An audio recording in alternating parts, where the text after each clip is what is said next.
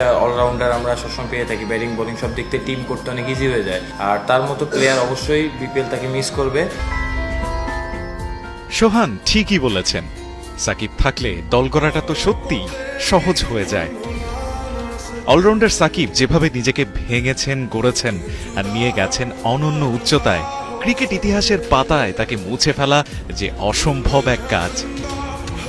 কাল থেকে বিপিএল এর একাদশ আসর মাঠে গড়াবে, তবে পরিবর্তিত পরিস্থিতিতে এই অলরাউন্ডার সাকিবকেই এবার দেখা যাবে না বিপিএল এ মাঠে। কালের বদল বুঝি একেই বলে।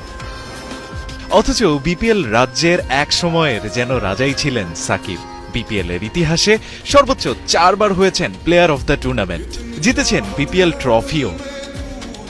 একবার পরিসংখ্যানের দিকে তাকানো যাক।